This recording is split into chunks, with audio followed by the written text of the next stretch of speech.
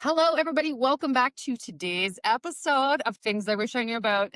Guys, I've been talking about this. If you know me personally, I've been talking about this episode, I think, since the inception of Things I Wish I Knew About. And I think I'm going to call it Things I Wish I Knew About Going to Prison in Dubai.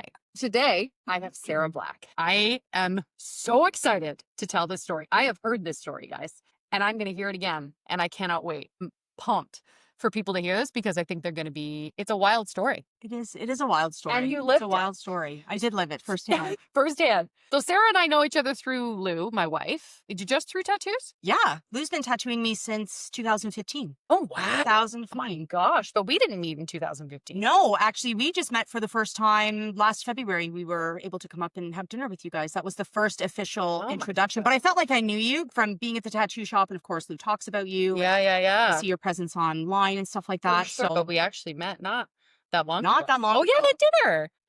Dinner, and then the party, and then we just had dinner at Karasi not that long ago as well. Yes. So she's a friend of Lou's, but now a friend of mine. Oh, And you guys we're all going to benefit from this friendship. So this is called Things I Wish I Knew About Going to Prison in Dubai. But start off with like how you even ended up in Dubai. So now presently you are a firefighter. Correct. But prior Prior you to were not. Okay, so set the stage. Set the stage. 26 years old. It's 2010. I, did my undergrad degree. I'm not doing anything with it. I'm working like general labor jobs. I was working actually at Dofasco as an overhead crane operator. And in That's 2000, a serious job. it was a serious job, and it's very like my vibe. Put on some work boots, get dirty, have a shower, go home. And of course, we had the recession in 2008, which is, I guess, kind of on the nose for right now, but that's neither here nor there.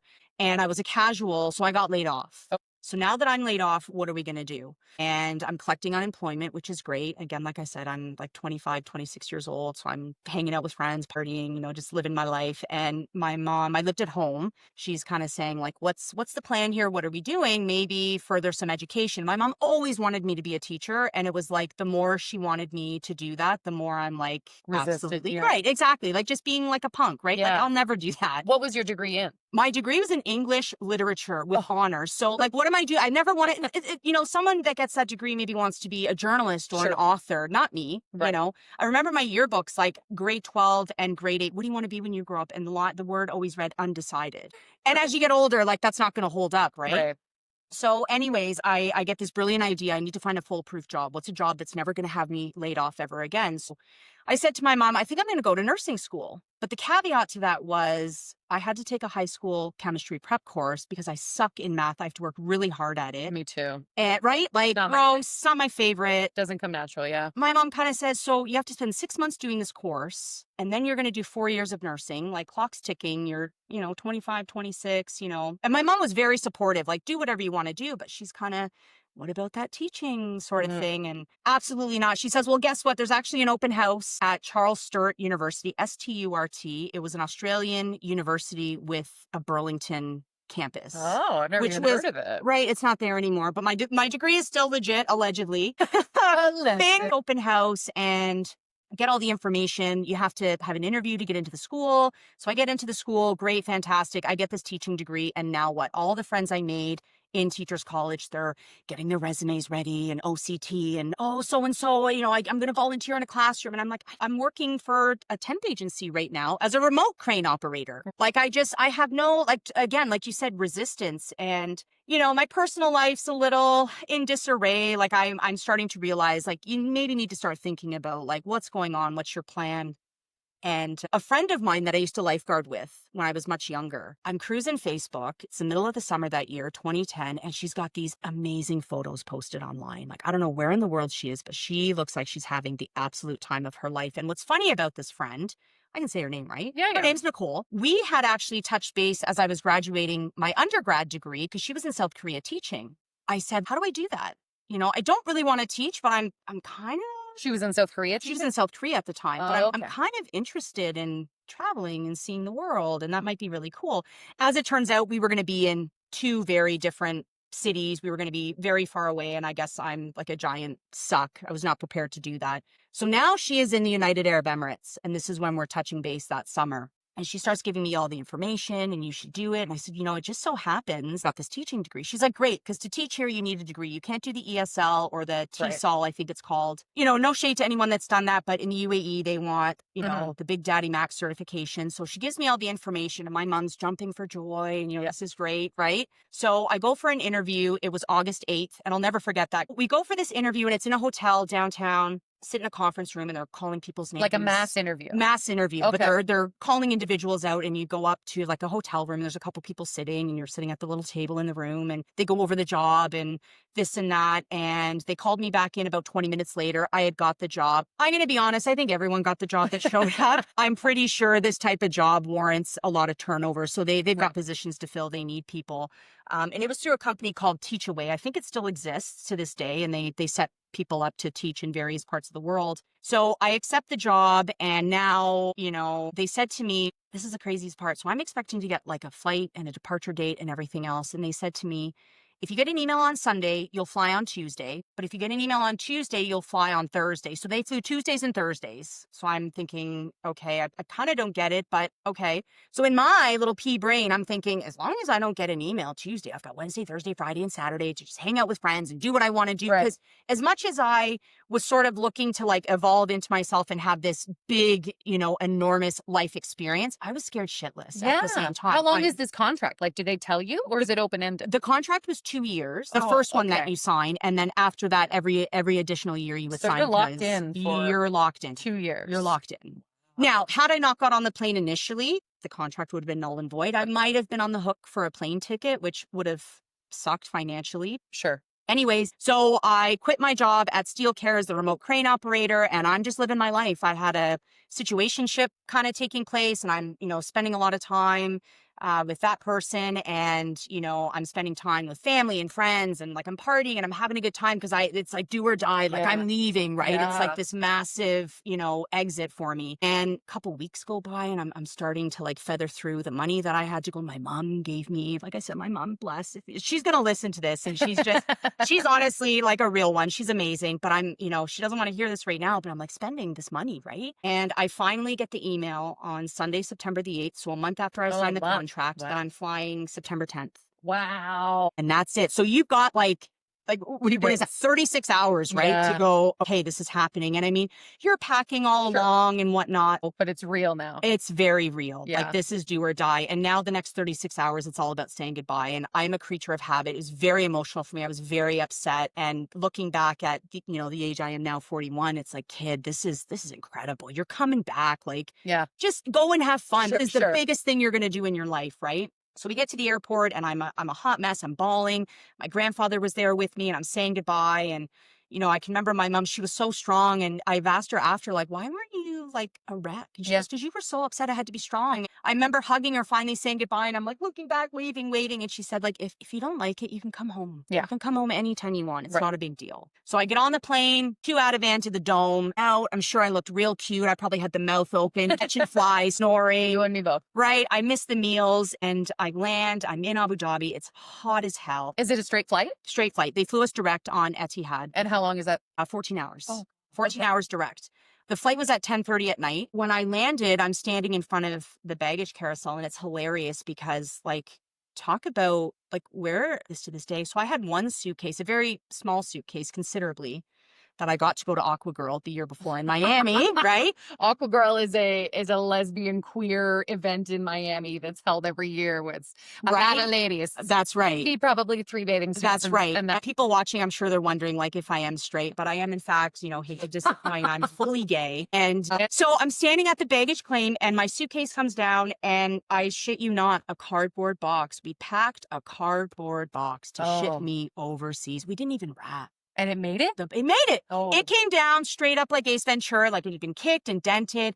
And this girl kind of approaches me. Her name is Michelle. We are still friends to this day. She's still teaching over there. And she's like, wow, like I've never seen anything like that. And I said, yeah, I know. So we start talking, make a connection. And she's actually from Brantford, which is very close to where I'm from.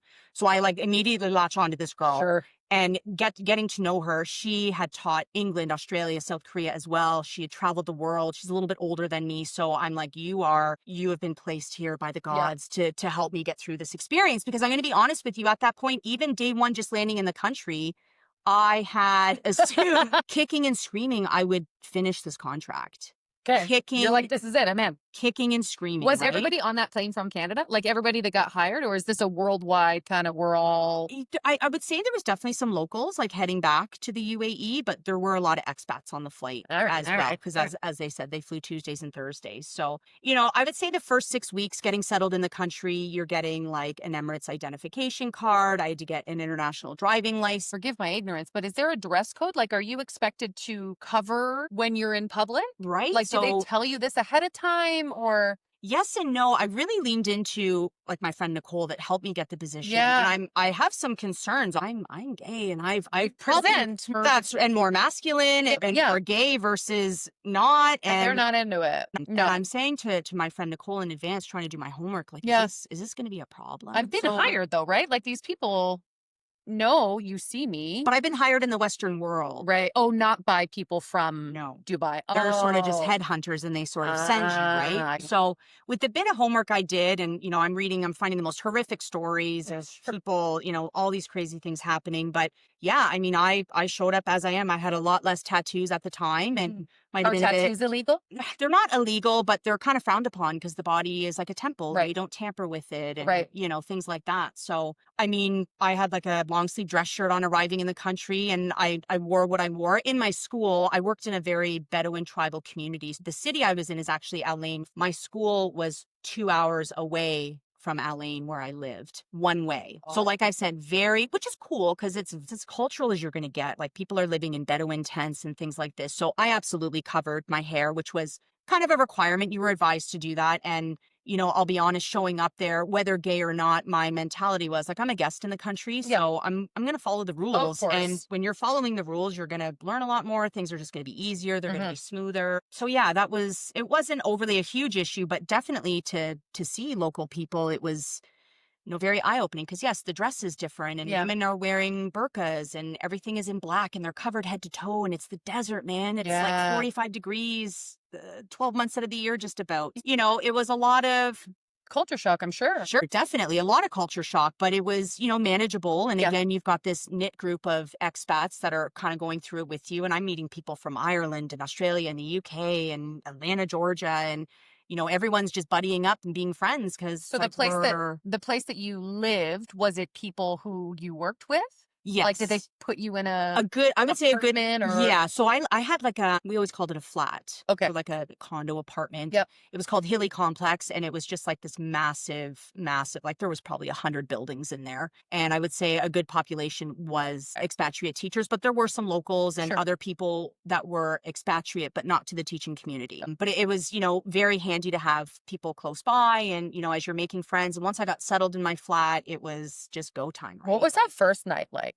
Like you get to your apartment, I guess. You walk in, the door closes, you're alone. It's like, Now what? now what? Now what? Well, Yeah. I'll be honest with you. The first night in my actual flat, which took 6 weeks to get to, I was in a hotel. The first night was wild. There's room service in this crazy hotel room that I'm in with Sure. this beautiful pool. And I have to be honest, everything in the UAE is it's very flashy. They have money. Yeah. They're very proud of that. Yes. And they want the best of the best, right? Right. So it was absolutely mind blowing. I'm Like sure. absolutely And were you working for those mind-blowing. first 6 weeks? I was. And again, very interesting. So also in the UAE, things are very, as they say, shway shway, which is slowly, slowly, and inshallah, which is God willing. Everything's inshallah. Inshallah, we will get this done. Inshallah, this will happen tomorrow. Inshallah, relax. Okay. Inshallah, which is different than the Western world where Yeah. we're like, go, go, go. I got to get this done 5 days ago. So essentially, someone from the school that was kind of like herding the kittens, which was us, would kind of it'd be like someone telling you, Stacey, as an expat teacher, we have a meeting this day to get you guys organized for your class. And then now, Stacey, you take it upon yourself to spread it like wildfire and tell as many people as you can, right? So by 6 o'clock, everyone heard a variation of where they were supposed to be and what was supposed to happen. And it was a little bit chaotic, but it's also just very, very normal, very relaxed. And once you kind of adjust to that, you're like, all right, I'll figure it out. There's no sense stressing about it. It's not going to change anything. So, I'm settling in the first night in my flat, I have no furniture. And the job, one of the perks, you get a furniture allowance and you get to Oh. buy your furniture, and the wage was good. It's a tax-free country. I didn't have to pay anything to live in my flat. What kind of like they have furniture stores that you just Oh, yeah. you're like, Yeah. hey, I'm just gonna That's right. like Furniture Leon's stores, of I other went, I got a nice couch, and I bought myself a California king bed just for Ooh, me. just to roll 3 times That's right, across by exactly. yourself. And I'm gonna be honest, they actually delivered the bed twice by accident. I'm sorry I accepted it. I'm not a bad person, but I accepted the bed because I thought when I have guests, if anyone comes to visit me, they have somewhere to sleep.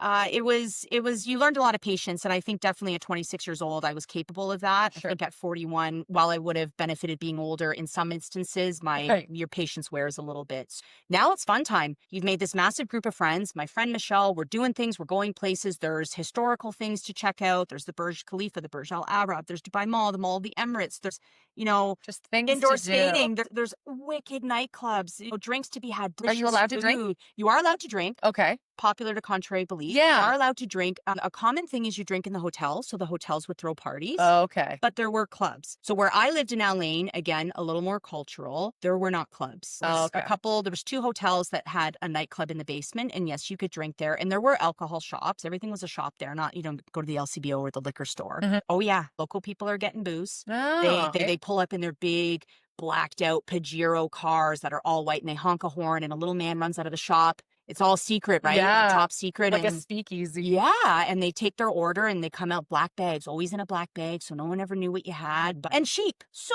cheap. Like we were always drinking Stoli vodka, which I didn't realize is actually like a nice vodka. Yeah. With Red Bull and the EDM scene, which is near and dear to both of our hearts. That The EDM. DJs and the parties and just like the lighting, it just unbelievable. Like Just a time. I've seen Tiesto spin a bunch and Deadmau5, Van Okay. Buren and Sander Van Doren. Dubai does a Sensation Wow. White party. Like just Stacey, absolutely mind blowing. So I'm really, getting comfortable. And I'll be honest, when I first got there, my mentality was because I'm going to finish this contract kicking and screaming, I'm going to save all the money. Right. I had some debt from my undergrad degree that I needed to pay off, and I'm going to start my life when I go back, and I need money. And another benefit of this job was not only am I not paying rent to live anywhere, so whatever I spend or don't spend, like the rest is mine. Yeah. You get a gratuity. So every year you complete your contract, you get 1 month's salary. So it's like a forced savings. It's money that's just Oh. going to exist there. Dreamy. So I was a bit frugal. Well, The first year and a half, I didn't turn the air conditioning on oh in my wow. flat, which I'm a little embarrassed to say, but they're concrete. They're concrete blocks, so it's very cool. They can't have, You know what? I traveled Thailand and I was like, I will not spend the extra $4 on the air condition.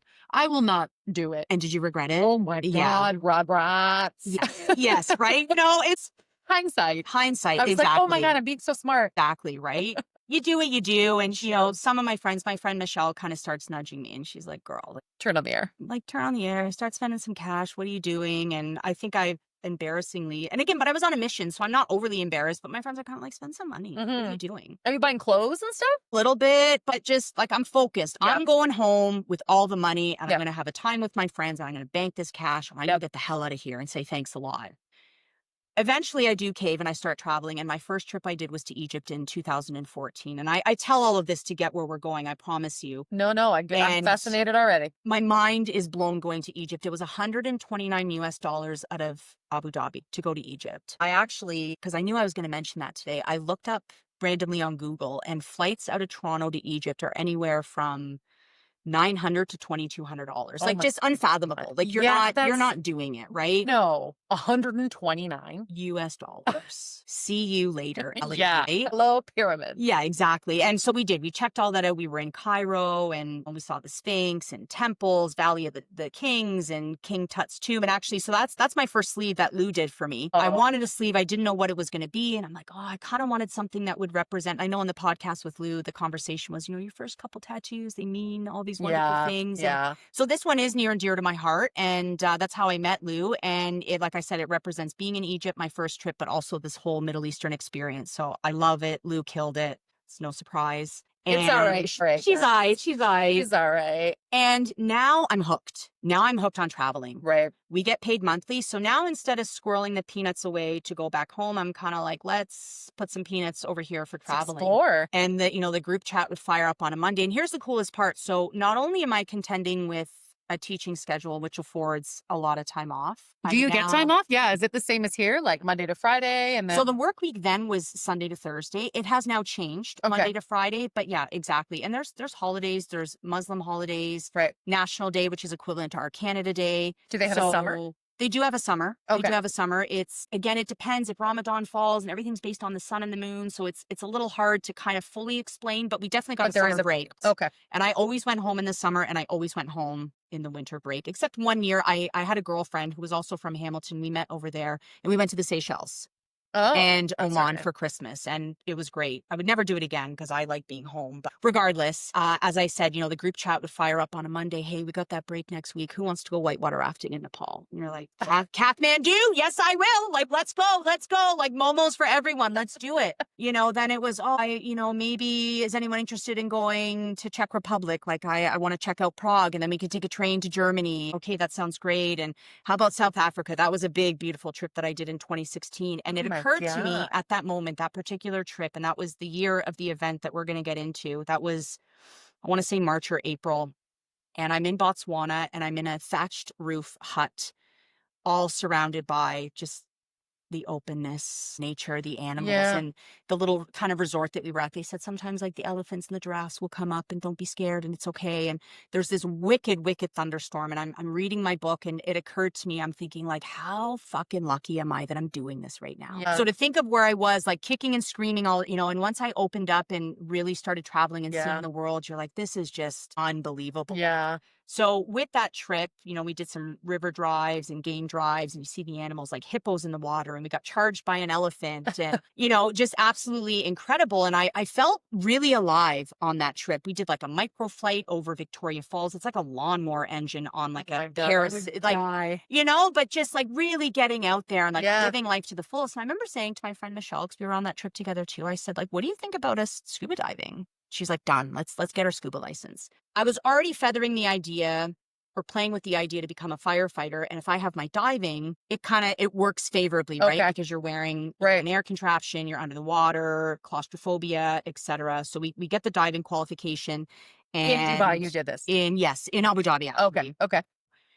Now this has opened a whole other world. Not only now can we travel places on land, we can dive under the water as well. So we did a couple trips to Oman and Jordan, did some dives in the Maldives. Oh my God, Just Sarah, life. unbelievable. We're not even at the part, and this is But fascinating. we're getting there. And that's why I had to talk about the diving. So now that we have these diving licenses, we decided to do a trip probably, I would say about June 2016. Okay. So we're going to do a dive in Sharjah.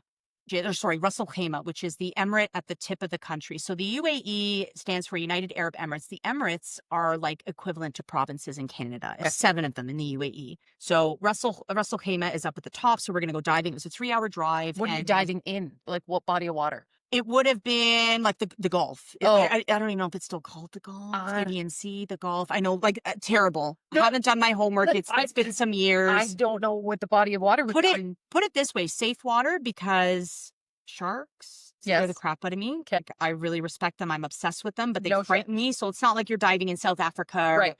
There were bull sharks, which I came to find out after, which I'm glad I didn't know at the time. But my friends had since moved actually into Abu Dhabi. They wanted a change. They wanted, a little more va-va-voom, whatever. Sure. Again, I'm the creature of habit. I'm like, I'm just going to stay put. Because every year it was like a gift. Okay, I'll sign one more year, one more year, one more year. Because I really never knew what I was doing. So you'd been there how long at this point? At this point, 6 years. Oh, wow. I was rounding out my 6th year. And like I said, Wow. after the first 2 years, you weren't locked into 2 years. Right. It was annually. Because if you break your contract, they want to piece some of their payment back. Yeah, Right? yeah. That's fair. So, and of course, you do the dive out of a hotel. They organize it. So I get there first. My friends are meeting me, and I backed my car in because I'm a G, and I'm driving a red Kia Rio hatchback. And you drove all the way up to the top. I of the drove all the mountain. way up to the top. Okay. And I back. The shifter is sticking from reverse into park. So I'm like, well, you know what the hell? So I put it in drive and the car rolls forward. Everything's fine. So I hammer it into park. Like and a I hear standard this. drive? No, Okay. unfortunately, it was automatic. I did have a manual once or twice as my rental over there, but such is Okay. life. And I hammer it into park and I hear this like this clunk, this really awful sound. And I don't know anything under the hood of a car, but I know this is bad. This is really bad. Right. As my friends pull in and I'm like, what do I do? Like, we're about to go diving for 4 hours. Again, the shui, inshallah mentality. I got to call the car rental company. I got to get a tow. I'm 3 hours out. I'm going to forfeit these dives. Let me get on the phone. So I call the car rental company and they're like, listen, no problem.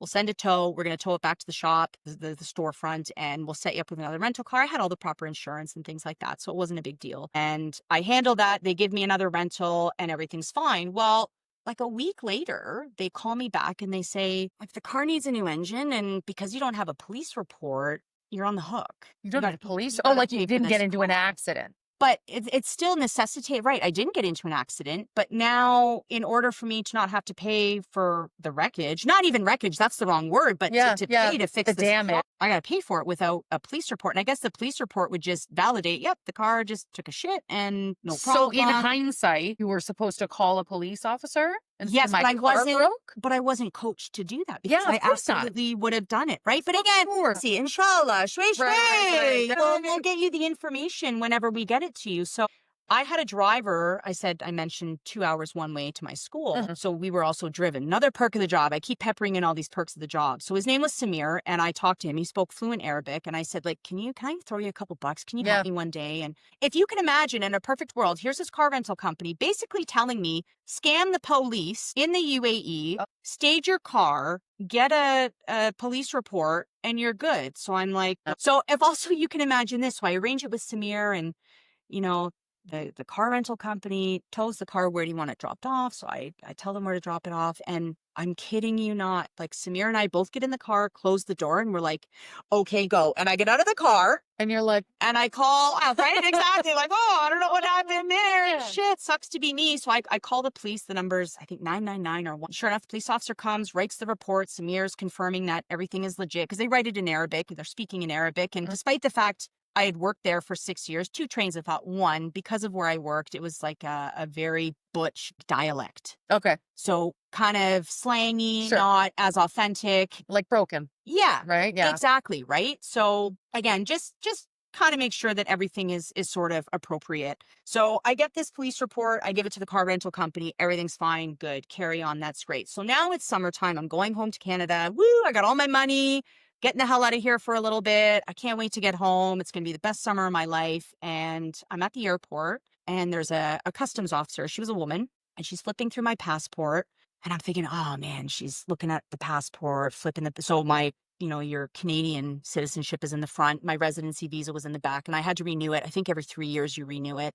And she's looking at her computer screen and back in my passport. And I'm thinking, oh man, so they misspelled my last name on the residency visa, if you can believe it. It was Balak, Balack, or Balak. I don't know how you would pronounce it, but it was incorrect. Now, again, they don't play. Like things have to be, it's rigid, it's regimented. And I'm like, oh man, this woman's not going to let me go. And Right. it's going to, whatever. So she's looking, and she closes my book and she lets me walk. So I'm like, okay, perfect. This is awesome. See you later. I go home for the summer. I have the best summer of my life. The situationship's still happening. And I get to see my mom and my family and my friends. And, I'm partying and just living the life. I got nothing to do. Get up, go to the gym and hang out. Like, a day would be breakfast with my grandfather, lunch with a friend on a patio, and then someone's house for an evening, right? Like, just it doesn't get better than that. And, you're getting your paychecks throughout the summer, even being there. There's more money coming. It's great, So all good things come to an end, and I'm getting ready to fly back into the country. Now, something else I want to mention is usually at this point now, leaving Toronto, I hesitate to say the word profiled, but something like that. Sure.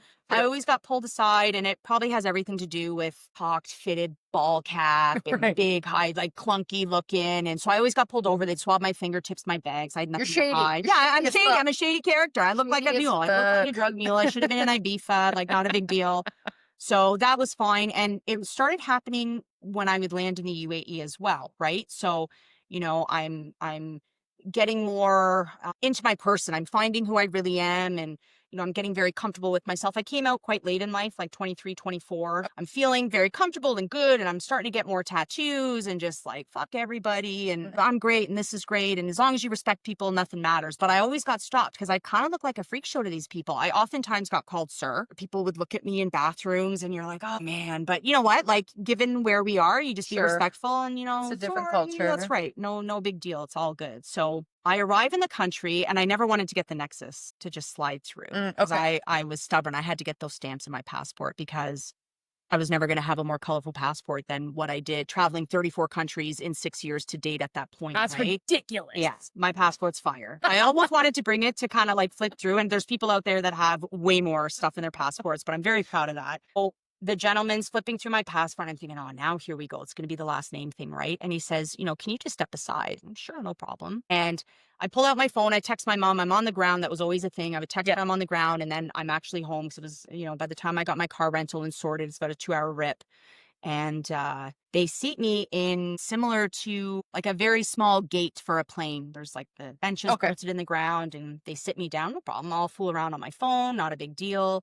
And I'm waiting and I'm waiting and I'm waiting and I'm waiting, and time's passing, and I'm tired and I want to get home. And I do have a cat. She's passed away since, but my cat Sunny had epilepsy and she was on medication. So I would have a cat nanny because I did have cats while I was over there. But my nanny had left that night. My cat needed medication at 6 a.m. Doesn't look like this is going to happen. So I'm kind of starting to get a bit stressed out. And thinking, is this about the car, the Kia Rio, the police report? And in my head now I'm thinking, oh my gosh, now you're starting to spiral, right? This is exactly why this woman was hesitant to let me go. And like, she gave me the get out of jail free card. Poor choice of words, but why didn't I just take it and run? Like, that's exactly. And I'm thinking, I wish I could hug that lady and say, thank you so much, because it would have just completely annihilated my summer. Anyways, I got to go to the bathroom. So I get up and I start walking. Like, no one's watching me. I'm just sitting there. I'm kind of like, am I just like a jerk? I'm just sitting around waiting for something to happen.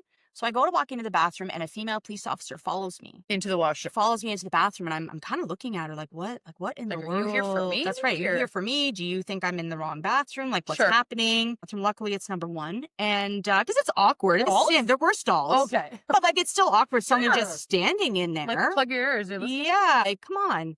So I come into the bathroom, and it's a little weird. The vibe's a little off now. I'm thinking this has to be a little like, I don't know. So I sit back down and kind of pondering, and I'm thinking, like, what am I doing? I'm just sitting here. So like, start asking some questions. Enough is enough. So I say to the police officer, I said, like, what is going on? Like, why am I sitting here? And she says, there's been a complaint filed against you. And it was like in my head, this like explosion, like that ringing, and like my heart drops and sinks, because what I have not shared with you is, despite having this magical year where I'm on top of the world, it's a trifecta. Things happen in threes, I guess. So I have the nonsense with the Kia Rio, and I have to get the police report. In between all of that, before I flew home and the car trouble, I'm driving around doing my thing. I think I tutored a lot while I was over there, which was a common thing. So I'd left one of my tutoring gigs, and I'm driving home, and I'm driving and I'm doing my thing. And this guy comes flying up beside me and just comes into my lane out of nowhere, and he is flying. So I swerve, almost jump the curb, and the curbs are like 2.5 feet. So in my heart of hearts, I know if I hit this curb, my car is going to go rolling. It's going to end up in like a little wadi. Like, it's going to be bad. Yeah. So he scares the crap out of me, the absolute crap. And I'm all flustered, and we go through a roundabout. Roundabouts are huge there, by the way. And I'm talking like 10, 12 lanes sometimes. Oh, wow. So we go through a roundabout, and this guy has now stopped, and he's like side by side with me, and he's looking at me, and he's kind of gesturing, and he's all upset, and he's pissed off. And I'm thinking, bro, like, that was on you. Like, I'm driving along, minding my shit, and you come in wreaking havoc, almost causing an accident. And I had enough of it. So forgive me, earmuffs. He's looking at me, and my window's up, and the air conditioning's on because it's hot as hell. Yeah. And I look at him and I go, fuck you. You mouthed it. I said it. Yeah. But he wouldn't have heard. He just read my lips. He read your lips. Correct. And he knew enough English. And he kind of conveniently, and he kind of sits back in his seat, and he goes, so this is what I've seen. Me? Fuck me? And I said, yeah, fuck you. Oh, no. Carry on with your life. Done. Glad we sorted that. You know how many people I say fuck you to with driving? Oh, give me a break, right? So again, talk about like things I wish I knew about. And this is months prior. This is probably, I want to say April. Okay. This is in April. Okay. So I turn the corner, I'm going about my business. This guy's behind me, and he's like waving his arms and, pull over or what. That's what I'm assuming he's wanting me to do. Sure. I need to get gas in my car. So this guy's kind of erratically driving behind me. I'm ignoring him. So I'm like, I'm so done with you. I just want to get home. I pull into the gas station, and I go to park beside a pump. He comes up behind me, and he's getting out of his car, and I'm like, no shit. So I start driving. This guy chases me. Through the city. And I feel like Dom Toretto, Fast and Furious, and I'm killing it. Are there speed limits? I'm killing it. There are speed limits, but they're kind of null and void over there. They do drive very fast. As long as you don't get clipped by a speed camera, you're good. Okay. So I'm, weaving and I'm, safely, of course. I'm dodging and I'm getting away from this guy. Finally, he stops and I'm like, Jesus, like I got to get off the road today. Like enough is enough. That's the end of that. So carry on. And I'm telling my friends, I'm like, this psycho guy, like I can't believe it. And the balls on him, like almost caused this massive accident. Yeah. I'm so hurt, whatever. And what would have, let's say he came up to you at the gas station. What is the protocol of I don't know. a man in Dubai? No. You know what I mean? No, Like, right. what? Offensive. Because, and again, conveniently, right? Like, oh, now I'm a woman. Yeah, exactly. Conveniently, now I'm a woman. Exactly. But I do wonder, I thought about that. If I was actually a man and that happened, would it have been the same confrontation? Or no, you're pissed because how dare you be told anything by a woman? 100%. Correct? Like, Yeah. know your place, Yeah. stay in your lane, and that's the end of that, For right? sure. For sure. So a week after this little event, I get a phone call and I'm at school. Actually, no, I just got home from school. That's a lie. I just got home from school. I walked in the door. I'm getting ready to tutor and then I'm going to go to the gym. And it's a police officer. Is this Miss Sada? My name was Sada. The R comes out different. Right. So Sada. I said yes. And he said, there's been a complaint filed against you, keyword. We need you to come to the police station, which was not far from my house. And I said, no. No, thank you. No, like my heart drops to my ass. Like I'm thinking, oh my God, like this is so bad. Like, Did you know what a complaint meant? No, but I just knew it was bad. Sure. But then when it wasn't like anybody else you knew had a complaint. No, because everyone else is behaving apparently, except me. Right. But like my behavior was warranted and I will die saying that, without a doubt. So the police officer says, Mr. Saeed has filed a complaint. We need you to come into the police station. And I said, no, again, please tell Mr. Saeed, I am so sorry. I don't mean to be out of line. I said, he scared me. He nearly hit my car. I'm sorry for my reaction. Please extend my apology. Thanks a lot. And the police officer said again, so you're not coming in? I said, no. And I hung up the phone. So now you're kind of like, oh my God, what happens? But in my brain, jumping to, Western civilization, you called me. If you want me, you know where I live. You're going to knock on the door. For sure. I'd be thinking any minute. Right. Here but they come. That's also not the play because now I'm like spending extended time. I'm looking over my shoulder every time I pass a cop car. I'm like, right. Shit. Like I'm like a fugitive on the loose. Oh my God. But nothing comes of it. Right. So now Pepper, and again, I told you, as I was leaving to go home that summer, and that lady's looking at the computer and looking at my passport, and I'm thinking maybe it's over the Kia Rio. I'm so certain that computer said, stop this mofo. For sure. It's about to go down. And for whatever, and I truly believe that in my heart of hearts. I could be completely wrong, but I know that she gave me the pass. And I don't know if that was woman to woman. Or just, you know what, get the hell out of here. She was in a really good mood. Come back. Of course, I always come back. So now, again, we're back at the airport. I've just come out of the bathroom. Hey, what's wrong? Complaint. So I kind of come back to, and the ringing stops in my ears. I'm thinking, okay, shit, now what? Like now. And this is all like hearsay. Correct. This is all just somebody said something with no evidence at all, with no witnesses. That's right. This is what happened. That's right. And no one cared to, like, again, no one cared to ask me, like, why? Well, why were you behaving like that? Right. Why did you say that to this man? Right. Like, nobody cares about that. What they care about is a man filed a complaint against you. Correct. And that's it. That's it. That's all. So you're in the bathroom. I'm out of the bathroom. Oh, you're out. And I'm sitting back in these chairs again. And my mom has now texted me, are you home? And I said, listen, I said, there's been a bit of a hiccup. Sorry, but I said something to the effect of, there's a bit of an issue with that Kia Rio stuff. But I said, everything is fine. I said, I'm going to go home and sleep when I get there. So I'll talk to you tomorrow. We always Skyped on Sundays, right? So I said, I'm going to just go home and crash. The jet lag is so real. Yeah. I'll talk to you tomorrow. Okay, love you. Great. Goodbye. No problem. So next thing I know, I'm being weaved through hallways of the airport down in the basement. And I get thrown in the back of a police van. It's got like the cages all along the window. Yeah, you're kind of thinking, man, this isn't looking like it's just going to be a quick little sign here and don't be a jerk anymore. And you still have your phone? I still have my phone. Okay. But I'm also like, I'm not quite reacting because I don't want to stir everybody up. I'm like, let me get some facts before I, So I did actually. So they drove me to a really large police station, like their headquarters, if you will, downtown Abu Dhabi. And they put me in this room and there's like a big leather couch and a desk and like so palatial. Like it's like beautiful. I'm like shitting myself, but it's so gorgeous. Like these tiles on the floor, like 8x8 and, bright lights and everything's beautiful. And there's fountains and music, and I'm there about to get shit kicked, right? So I did. It's pretty. It is pretty, right? Again, the UAE, as long as it's pretty, it's okay, right? So I did pull out my phone and I messaged Michelle, my friend, my bestie that I've mentioned a few times. And I said, hey, I need you to do me a favor and get a hold of my cat nanny because Sunny needs her meds. I can't have that cat having seizures. And also PS, remember that fuck you scenario. I'm getting in shit for it right now. A complaint was filed and I don't know what's going to happen next, but I Yeah. don't think it's going to be good. Fuck me. Yeah, I said also, can you send some minutes to my phone? Because I'm almost out. I like let it dry before I went home in the summer. So she says, okay, no problem. Please keep me in the loop. Like, let me know what you need. I'm here and don't worry about anything. I'll get a hold of your cat nanny. So I said, okay, so okay. Scale down the stress a little bit. And a man comes into this room and he's, doing paperwork. And I'm kind of like, Just sitting in front of you, eh? yeah, like I'm trying to do like an interpretive dance or like cough really loud What and a just kind of, dick. bang my hand, whatever the case is. And he's not acknowledging me. And I finally said, like, can you me like what's happening? Yeah.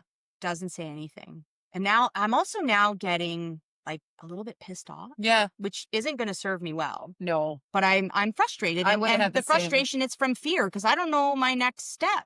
For sure. So I finally said, like, do I need to get a hold of a lawyer? Yeah. Do they have lawyers? Is it the same? I don't fucking know. And who is this whimsical lawyer that's just going to fall out of the sky and be like, Sarah, we're here to serve you and how can I help you? And everything is safe, right? But I don't know. Like, Sure. I need you to acknowledge me right now. And he looked up at me so sharply. I could see his eyes if I think about it long enough. And he looked me dead in my face and he pointed this magical finger point. He said, shut your mouth, just like that. Okay. So I'm like, Oh. okay, Sarah, you're digging yourself a hole. So just like be cool. You know what I mean? Just try to relax a little bit. I'd still be in jail, Sarah. I would still be in jail because I would have been like, pardon fucking me. Yeah, And it's just, and you do, unfortunately, you kind you of got to eat it. Of course. Oh my God. eat it. But it just makes you so thankful that I know there's a lot of shit in other places of the world, but like we live in Canada and someone speaking to you like that, you're like, actually, you know what? I got 12 different words to say sideways from Tuesday to you, right? Yeah. So, not long after this interaction, if you will, another officer comes in with shackles. Hand and feet. And shackles, hand and feet. Oh my God. So I'm keeping my cool, my composure, and I can't anymore. So now, like, I'm crying. Sure. I'm not bawling, but I'm crying, and I'm okay, bitch. Be cool, be cool, be cool. Like, don't let them see you upset. And you got to think right now. You got to think. I don't know what I'm going to think about, but you need to be rational. Yeah. You gotta just like focus on what they're gonna tell you and what you need to do. So they get me up out of this room, and I gotta tell you, I hate making the statement or knowing the fact that it's hard to walk in shackles, but it is. You're doing that like really weird kind of dance, and I'm trying to like sling my backpack over my arm, my suitcase, because they're not gonna help me. But they let you keep all your stuff. I did have all my stuff, my bigger suitcases, because I did graduate into a proper Cardboard luggage box? set, not cardboard boxes. They wheeled those, but I did have my rolly carry-on in my backpack, and they walked me downstairs into a room, and there was a lovely, lovely, lovely, another female officer. She was probably about my age at the time. I don't know, 30, 32, something like that. And she said, she was very kind, had a very like soft tone and demeanor. And she said, Miss Sada, I need you to take off your jewelry. So of course I'm crying and I'm shackled and I'm taking out my earrings. And I had a necklace. My grandfather actually passed away in 2014. And I have a necklace that I got his ashes put in. So he's with me and I'm like, I need you right now. And I'm handing everything up and I'm about to put my phone in. And she says, do you want to call anybody? And I'm like, yeah, oh my God, I do. I didn't think I'd be allowed, right? So I pick up the phone and now I've already talked to Michelle. My mom's kind of at bay for a little bit. My plan is I need to let as many people know what's going on as possible. So Activate the phone. right? Yeah. I call my ex-girlfriend and she can hear I'm crying. So right away, In Sarah, Canada? what's wrong? No, she was in LA. She lived Oh. in the city with me, but she was from Hamilton as well. Okay. Waterdown, actually. And she said, what's wrong? And I said, I think I'm being arrested over the fuck you story. And she's like, oh my God, like, are you okay? And I'm like, well, no, I don't really know what's going on. But I said, I need you to do me a favor. I've contacted Michelle, but more shit's happened since I've talked to her. Like, I'm in shackles. I think this is going to be like a real deal. I said, can you do me a favor? If you haven't heard from me in 24 hours, I need you to reach out to a friend of mine that she knew, mutual friend as well, at home in Canada to get a hold of my mother. I don't care how this happens. I need a little more time. My mom, I've kind of curbed it. And mom, like, I'm so sorry. So she says, okay, no problem. And I said, if you need to talk to Michelle, Michelle is in the know. And the second I know anything, I will make sure you guys are the first to know. And thank you. And I think I remember saying like, I love you on the phone and not even like we were in love, but just like, I love you. Like this could be my last phone call. I don't know. Like, what do you say? Like it's a sheer moment of panic. So I hang up the phone, I turn off my iPhone, and everything was in like a manila 8x10 envelope, and they tied it up, and that was that. And it's gone. It's gone. And that's it. Okay, come on, let's go. So we're back in a van again, and we go to, I guess you would call it like a holding facility. I came to find out after. In just the clothes you're wearing. Just the clothes I'm wearing. Okay. So I arrive, and there are three, not that it matters, but just to visualize, there's three heavier set local, obviously, whatever, corrections officers, they work in the jail. And I walk in, they're smashing McDonald's. And I just remember feeling so pissed off because I'm starving, man. Like, we're talking like 25, 26 hours now since I left Canada. In sight, like I'm thirsty. Everything's just a mess. I'm a mess. I want to shower. Like, I'm so upset. And they're smashing McDonald's. And I walk in and they lift their heads and they start like childish, like kids, they're laughing. And I'm like, yeah, whatever, like get a good laugh. And I never obviously was able to speak Arabic fluently, but at that point I could hear words and kind of Sure. put together. So they were talking all the smack and I'm thinking like, I really could care less, but no big deal. So the one lady kind of receives me, if you will. And immediately I had to take the shoelaces out of my shoes. I was wearing I still have them actually. And I will not get rid of them for this reason. I was wearing a pair of black Nike Air Force One high tops. Okay. So again, like I look like a freak show, like everything's very feminine and very dainty, Sure. you know, culturally there, right?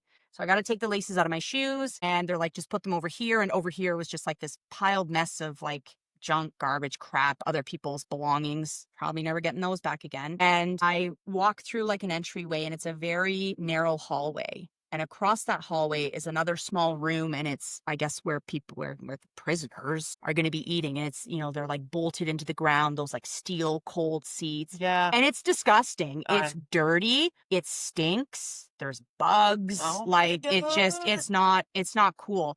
So kind of walking into that narrow hallway, we bypass and we turn left and I can see before me, it's like the bathroom. And I have like bathroom things. I don't know if it's from seeing like scary movies, Saw, Candyman, whatever. Like I don't love bathrooms. In this bathroom, tiles were smashed out of the wall. The lights are blinking. The stall doors, they've only got like one pin in them. So they're like hanging because they don't give a shit. They don't care. And again, the bugs and the smell, like I remember at one point I actually did, and there was like bugs in the water floating around. Like it just, oh, Sarah, where are you? What have you done? What have you done? Like, you stupid, stupid, stupid girl. Yeah. The hell is wrong with you? But it's time for my strip search. So yeah, now, you know, if I can be honest and open and candid, there was none of that like bend over cough stuff. There's no butt stuff, thankfully. You know, they're just looking for weapons, or I guess maybe I got like some drugs under, you know, the do they know what you're there for, or could you hypothetically be there for drugs? Or, you know, that's a really great question. I would assume at that time they were aware that I was there. So who even knows? Maybe it was just like a bit of a humiliation factor. And like, keep in mind, so again, like I'm so different from them in a sense, like presenting and whatnot. So I'm in this disgusting bathroom that I'm terrified of, and the lady's like, you know,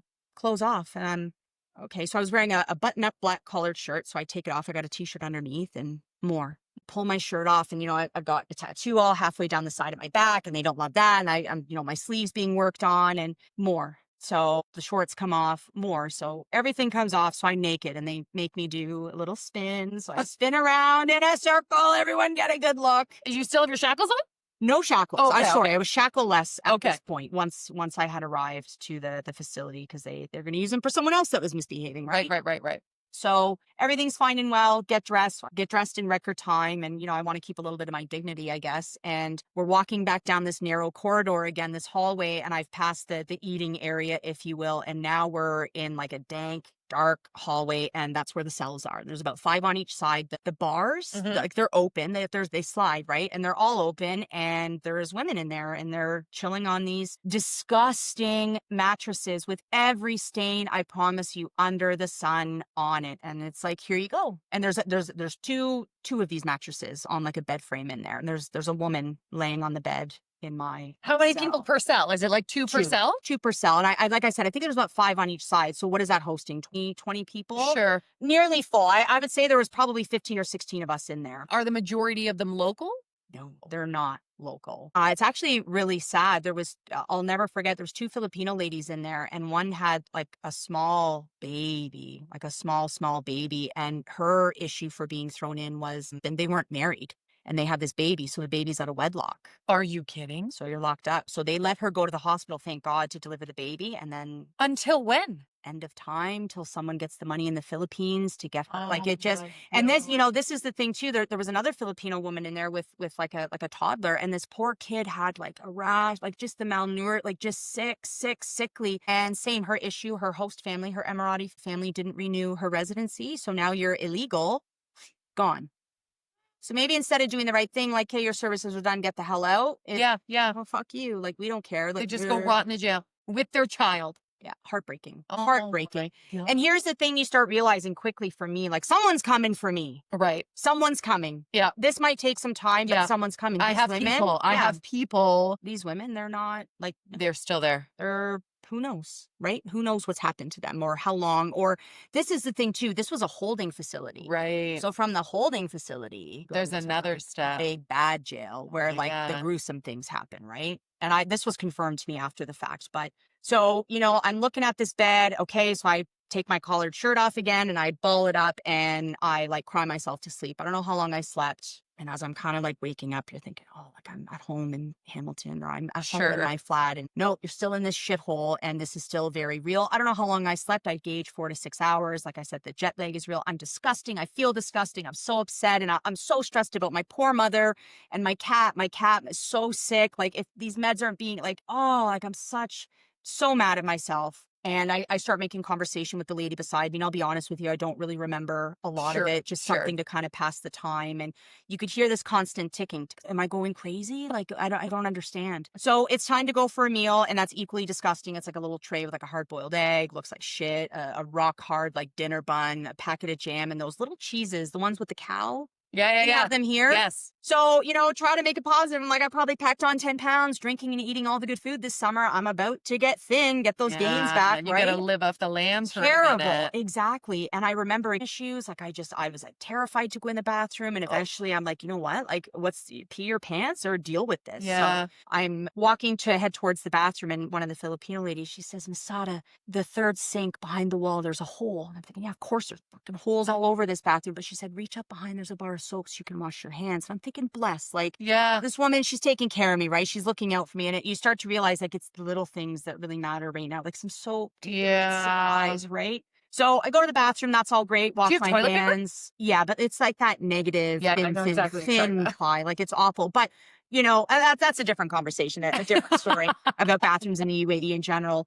But and then it's like back to your cell to just pass the time. And I'm just like reliving my summer and how much fun it was. And you're really just trying to get it through, or get you through the situation. And all these shows, sorry, people are like working out, library, they're getting Yeah. education, they're planting a garden. I think Orange is the New Black, they're like out at the community. Fuck that. That is not happening where I am. Like you are alone with your thoughts and the people that are there, and that's it. You are just That's it. left to rot. And nothing, you can't even ask any questions being like, Who am I asking? can I call someone? That's right. Can I do something? Nothing. Nothing. And like these guards at the front, they don't give a shit. No. They could care less. This is funny to them. This is No, hilarious to them for because sure. they're not me and I'm not them. So flash forward a little bit. So sometimes passing it again, I can't even really gauge like, what time of day or, so we go to sleep and the ladies are telling me, we have like chores tomorrow essentially. So 6 a.m. This like gross alarm goes off and we all kind of get up and we have to stand in line like a pencil in front of our cells. And these women, the guards, they're bringing out like these dirty mop buckets and dirty shitty rags that you got to clean Just everything. for nothing. Just a lipstick just- the pig. yeah. You know what I mean? Like Just for nothing. just do it. Like you're the scum of the earth. Like get to it, right? So, you oblige and of course you do what you're told. And this goes on for, I don't know, 2 or 3 days. 2 or 3 days. And at which point now, if I may, and I don't mean to be graphic, but No. I've been in the same clothes. Yeah. My teeth have not been brushed. My face has not been washed. My body has not been washed. Like I'm struggling. Like, Yeah. I'm really struggling. For you know what I mean? sure. So I've been watching these other women that are in there and they're they, for whatever reason, they've got like a second t-shirt or whatever. And they're taking their clothes into the bathroom and they're kind of rinsing and washing and they're hanging them over the stall doors. And then there's knees and socks, so panties, underwear, whatever you want to call. So I'm like, well, you know what? Like I might be here for a long time. And so you have no idea. No idea. no. So my drawers are as good as they're going to get right now. Yeah. So maybe let me go ahead and try to handle some of that. So I went to the bathroom and I flew in a pair of Joe boxers because I like to be nice and comfortable. And so I take them off and I take my socks off and I'm rinsing, washing. What am I doing? Nothing, but I'm trying to feel civilized. Sure. I'm trying to, I don't know. Some semblance of normality. Exactly. Trying to pass some time as well. So I hang the Joe boxers over the stall with my 2 socks and I go back to my cell and tick, tick, tick, tick, tick on. I don't know, swear to God, like an hour later. Sada, blah, Sada, Masada. So I get up and I go running to that spot where I said, I looked over the hallway and there was the eating room and the Right. bathroom to the left and the cells to the right. And I'm standing there and they said, "You're leaving." It's done. Oh my God. Okay. Now here's the shitty part. I might as well click my heels walking out of there. But all these women, they're all kind of like standing there like, "Bye, miss, bye." And you almost it's almost reducing me to tears because Yeah. again, like you got to stay and I get to go. So I went back to my cell and I grabbed that collared shirt Yeah. button up that was like my pillow. So I grabbed that. I don't know what cares about that, but you just never know what's gonna happen. Then I took all Sure. my belongings and they're like, come on, let's go, let's go, let's go. Well, my shit is in the bathroom Drying. dying. So Yeah. I guess I'm leaving jail commando, which like totally adds a whole other element to the story Yeah. moving forward. But I don't care. Yeah. I don't care. I'm leaving and I'm like blowing these women kisses. Like, I'm so sorry. And I hope That's it my works gift for out. you, And my underwear. exactly. So Share myself. help thyself, please. So I managed to grab my shoelaces or so, I think, but I only got one. And they put me in the back of a van and really saying much, but we're heading towards Al Ain, which is the city where I live. So I'm like, oh, alhamdulillah, which is thanks be to God in Arabic. And okay, we're almost there. We're almost there. Like the hard part's over. And they take me to a police station there. Again, it's nighttime. It's all lit up. And there's a gentleman sitting behind a desk. And I can see, my backpack's there, that manila envelopes. Mm-hmm. Oh, like, It's my stuff. we're Yeah. out of here. And the guy says, "So we're ready to let you go, but we need to call Mr. Saeed." Yeah, Do we why? have to call Mr. Saeed? Why? I don't understand. So sure enough, and it's like an office phone. Everything is cell phones there, but this is like an office phone. So he picks It's like it up. rotary. Right. Punches the number. He gets on the phone. He's speaking Arabic. And again, I'm picking up a couple words, but I have no idea what's actually going on. And Did it sound like he was saying, "I have the woman here, la la"? yeah, it kind of sounded like, Sure. empathetic, like we're going to let her go. And he puts the phone on his shoulder and he said, "Mr. Saeed doesn't want you to go home. He wants you to go to court. What do you want to do?" I said, "So here's what I want to do." What are my options? Well, that was the first thought. Like, what are my options? What does this man want? Like, Yeah. I'm pretty much prepared to give it all in right now. For Like, sure. I don't care. I said, "Listen, and it sounds childish, but it's accurate." I literally said, "If this man wants chocolates or flowers, because that would have been like a gesture, money, like whatever he wants, Sure. please. Like, I'm so sorry. I just want to go home. Please, please." No, Hey. no, Just no. no. So some tears again, like, here we go. So no shackles, thankfully. So I guess we've upgraded slightly, but they drove me to the police station that the police initially wanted me to go to when they called me and said, "Are you going to communicate this Oh, file?" said no. And it's like a stone's throw to my house, like such a tease. So I get there. And if I thought that first holding facility was nasty, this was 20 times worse. It's a bunch of women on the floor. There's no beds. There's no flushing plumbing. It's a hole in the ground. So you can imagine you're contending with all of that scent, a room full of unwashed bodies. There was a woman, her foot was nearly like might as well have been ripped open, hanging off because she was running away from her Emirati family because she was being abused in the home. I don't like to say the R word, you know what I mean? Yeah. This was happening to her, so she wanted to run and get the hell out of the country. And there was a barbed wire fence around the property, sliced and ripped her foot up. No medical care, no attention given. Is this to a her. holding cell again? Another holding cell? Oh. Another holding cell, but a shittier holding cell. Right. If we ever thought one could exist, here it is. And again, not a lot of locals.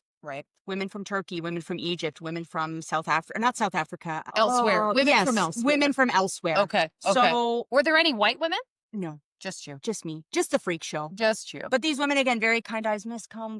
So they gave me like a thin mat. It's about this thick and like a sheer blanket, It's like an paper inch, can't- showing about an inch. Yeah, like nothing great. And I remember laying on the floor on this mat and just like curling up. I don't know what time it was at night, probably like 11 o'clock. And I wake up first thing in the morning. And of course, now that the women want to chat and kind of get your story, and I'm getting some of their stories. And it just like, it's horrible. And again, my heart's aching and breaking because what I know, a couple days have passed. Someone's doing some homework. Someone's helping me out, right? Phone trees have been activated. Yeah, At this point. exactly. So it ends up being like this kind of weird, like nap garden. Like everyone's just kind of like laying about the floor and No chores. no chores, just a big open space. And again, I hear my name, Sada. So I stand up and they're all clapping, "Miss, yes, yes." They're all excited for me. And again, I'm heartbroken. I'm like first in, last out, or last in, first out. Yeah. And I get back in the fucking back of a police van, and there was a lovely, so I was always escorted by a female police officer, right? As a woman, that's what happened. So I keep saying female officer, but it was a new female police officer, and she was lovely, spoke all the English, beautiful English, very, very kind. And we're driving to the courthouse, and she says to me, "Miss Sada, I want you to understand you could do 6 months for this." 6 months where? And for like really? Not for what? I know what I've done, but for this? because, but again, For this? I would like to point out that this is hearsay. Anybody could have called at any point in your 6 years and be like, this woman Yeah. insulted me. Yeah. And that's it. And you're going to go to prison for 6 months. That's right. And you've actually just saying that, like, I'm just thinking about that for the first time. You're right. So someone doesn't like your no, the cut of your aesthetic, jib, for So sure. how lucky am I walking around that I They're not fans of gay in general. What if? Yeah. What if? Yeah, it's terrifying actually. Thank you. I'll be up tonight. I'll be up tonight thinking about this one. So I said, okay, so like, she said, turn on the charm. And I'm thinking, charm, you must be out of your damn mind. Like, are you fucking high, woman? Charm. Look at me. Look at me. It's been And unbeknownst to you, I got no socks in my shoes. I got one shoe in my legs. My teeth are like, just like beyond field. Yeah, beyond I'm field. Like, it's sure. not, my hair is all, so I'm trying to like, man. here we go. And I get into the courtroom. And it's a gentleman. He was wearing a white collar, and I thought it was gonna be like, you can't handle the truth kind of court. But it wasn't. The gentleman, the judge, if you will, he's wearing a white collared shirt. It's unbuttoned, and there is a translator, and he's sitting on a little typewriter. So it's the translator, and then the gentleman behind the desk, And just you. just me. Okay. And the female officer standing behind But me. not Mr. Saeed. No, just me. And the translator says, your name is Sarah? I said, yes, Sarah Black. Okay. And the judge, if you will, says something. And the translator says to me, so you said, fuck you, and gave the finger. I said, no, sir. I said, I did say fuck you. And I pointed my finger, but I did not give him the middle finger. I want to be accurate on, you know. Yeah.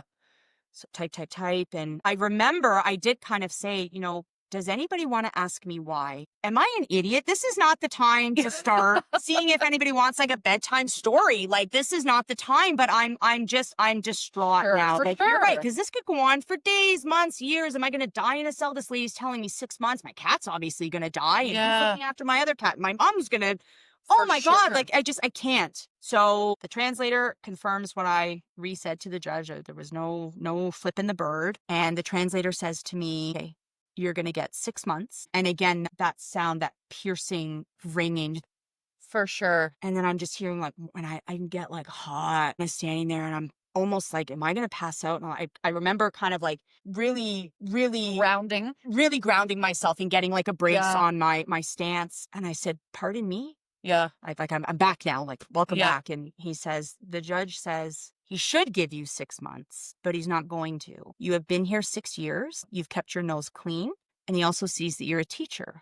Right. And he's very sorry that you've had to miss a couple of days of work, because work has started now. School is like, not school is in, the kids aren't there, but I'm to be out there setting up my classroom and whatnot. But this hasn't happened. And that is important. It's important. And I'm missing pay. And then, does ADIC, which is the Abu Dhabi Education Council, do they find out this is happening and now I get fired? Like, what whole other, can of worms. So he says, you're going to get fined 15, which is, I don't know, vicinity 400 or 500 Canadian dollars. And he never wants to see you again. My God. And let's face it, he would never forget my face. Never. That shitty little disheveled shit rat freak show face. He's not going to forget this. Stop. You know what I mean? But like, aesthetically and who I am, he's not forgetting. You're a white woman. Her hair is blonde and spiky. You would stand out. You would be memorable enough. 100%. In the streets of Abu Dhabi. That's right. So I turn around. We're like, oh my God, I'm going to shit myself. But I'm also like, don't get too excited, because they teased you last night. Yeah. It wasn't a happy ending. So be cool. But the female officer behind me, she gets a smile on her face and she kind of puts her arm around me. And I said, okay, now what? Now what do we do? She said, there's some paperwork we have to do. And then you have to pay. I said, I have my card. Because I'm thinking I'll pay there. Right. Get the hell out. She goes, no, we need cash. I said, okay, okay. Bribe whoever. That's right. So I said, I need my wallet. You got to get my things to me. Take me to a bank machine. So they put me in the van. They drive me through an ATM, a drive-through ATM. I get the money, count it out. They count it out. Okay. And they drop me back off at the police station I was at the night before, when they called Mr. Saeed, and he said, F that broad. With the hole in the ground? Not that one. Oh, the first one. So that was like another jail that I got sent to. Right. So I end up back at this police station, if you will. And they put me in the same room. And I'm like, this is just a little too on the nose. I don't like it. I got to get out of here. And they wheeled my luggage up. They gave me my backpack, manila envelopes there. And they said, you're free to go. And they walked out of the room. And I'm like, am I getting punked right now? Sure. Like, is this a trick? So is he waiting outside of this police station to like shake me? Right. So I stand up, I sling my bag over my shoulder, and I rip open this envelope and I turn on my phone, and my phone. So I get outside and I text Michelle and I said, I'll call you, but I'm out. get that phone chain going. And I'm hailing a cab in the street and this cab driver stops. Uber wasn't really a thing at that point, at least not in my city. And this man gets out of the car with this look on his face and he's like, "Miss," and he's like running towards me because I could Oh, visibly see this and I'm coming out of this police for station. sure. So he grabs my bags. "Where do you need to go?" And I said, "I need to go to that gas station right over there." I said, "You can buy anything you want. I need to get some more minutes from my phone. And then you're taking me home to Hilly Complex." He obliges me. He gets me home safe. I walk in the door of my flat, just this huge sigh of relief. I immediately, my cats, "I love you. I love you. Hi, I'm home. I'm home." Yeah. Strip. Burn it. And I'm gonna throw them in my washing machine. And I'm like, "No, this shit's all going in the garbage." So I bagged it. Yeah. I jumped in the shower. I took like an hour and 45-minute shower. And strategically, before I got in the shower, I conveniently had a 6-pack of Corona stowed away in my cupboard. I threw that in the freezer. Have you eaten at this point? Like, have you eaten Not since that. cow cheese? Yeah, not since that. Oh my God. Nor would even I want to, Sure, for right? sure. Like, But it's been like it's been 96 hours. Yeah, it's been some time. It's Oh been my some God. time. And I get out of the shower, I order Pizza Hut, all the food. Like, I'm gonna Pizza go Hut. ham. I'm gonna go ham. And I sit down and I open the table and I call my mom. And she's like, "What the hell happened?" She wouldn't have even had any idea. And she said, why didn't you and I'm like, "Mom, so I was trying to protect her from being upset, but Of course. I think all I really did was kind of make it worse because it added a level of stress to me too, right? I think as shitty as it would have been for me to say, "Hey, Mom, I'm getting arrested," instead of calling my ex-girlfriend, if I would have called her, shit still would have hit the fan for her. But I think she, you can at least rationalize, I know what's happening. Right. I know why I might not hear from you. The unknown. So the whole night I spent, talking to people on the phone and Skyping, and I got to work the next day. And Did anybody come over that night? Like, No, your friend nobody came Michelle, over. nothing? Michelle was in Abu Dhabi at this Oh, point. But we definitely got together that weekend, and all the ladies at school that I taught with were like, "Oh my God, are you okay?" And like, "What the hell?" And "We're so glad you're safe." And everyone was very kind to me after that. And I remember my mom saying to me, "What do you need? What can we do? Like, we'll help you out. And do you need to go for a drink or a meal? And let's party this weekend." And I remember my mom, as we're hanging up that Skype call, she said, "So you're coming home, right?" Yeah. And I said, "No. I'm Guys, not." listen, I've heard this story before. When Sarah finished the story, getting out of prison, the first time I literally think I said, "So you purchased a plane ticket and immediately left the country, right?" And she was like, "No." Sarah, how much longer did you stay? 2 more years. 2 more years. 2 more years. 2 more years, you crazy bitch. I know. What? You know what? I have to be honest, after that experience, it almost gave me, as shitty as it was, because, we're battling this concept of like, you're a woman and eat shit and you're not going to speak to me that way. But it kind of gave me this weird new, like, respect or like humbling vibe. Like, Sure. I mean, yeah. I can't even really articulate it properly, but it did. It made me want to stay more. I don't know if that was like my protest, like, "I think you're going to get rid of me. Let me stick around." But yeah, a little bit dangerous. And I was definitely on high alert traveling in and out of the country moving forward because. Not even traveling. Like, I feel like I would be so hyper aware because when that guy said, "I never want to see you again. If you saw me again, Yeah. I'm fucked Yeah. forever." Yeah. And you're right. And even as you're saying that right now, in that moment, I conceptualize that as, I don't ever want to see you in front of me in this court. I don't ever want to know that you've acted up again. But yeah, what if he did see me on the street and he's like, "I thought I told you." So maybe he was indirectly telling me, "Pack your shit and get out." We'll never know. An element that we will never know. So yeah, that's the big shebang. And I guess, my lesson out of that is like, you're not invisible. And even when you think you're doing all the right things, there's always room for error. And, I think even myself, when I would travel around, you get a hold of the Canadian embassy. "I'm going to be in Egypt for these days." Well, my mom called the embassy and guess what? They called my mother 2 weeks after I was released and said, "Your kid's in Dubai." And my mom tells me the story. She goes, "Isn't that hilarious? I was never once in Dubai. I was in Abu Dhabi the whole time." They had no idea. Everyone thinks, if I get in trouble, the Canadian embassy, they'll eventually come. But, when you see stuff on the news and the press, that has taken time to get to that point and tell a story. Right? Totally. So, I traveled Thailand by myself. This is not about me, but I traveled Thailand by myself when I was 22, and my amazing ex-husband was my boyfriend at the time. But this was 2002, so there was no cell phones. Right. Oh, it was like internet cafes. So I was on an island with nothing. So I didn't get in touch with him for 3 days. Right. He called the Canadian embassy for nothing, to no avail. There was no record of that they knew I was in Thailand, but like, they can't find you. They can't find you. Right. They can't find you. They cannot find you. So I think that would be, if I was to impart anything to anyone listening, just when you're traveling, just, have a plan, mind your P's and Q's, book the flight, always take the trip. But, and it makes So me, maybe yeah, that's right. And I mean, it makes me reflect on some things that we did on certain trips. Maybe you're looking for, some flowers, some smoke, whatever the case is. Girl, I'm like, hindsight, what an ass. I could What have an been broke down palace. Right? What a fucking Right? idiot I was. Yeah. Yeah. What an idiot. Yeah. Just the skin of my teeth. That's right. Something, right? Like the risks. It's They're not there. worth it. It's not They're worth there. it. Oh my God. Would you ever go back?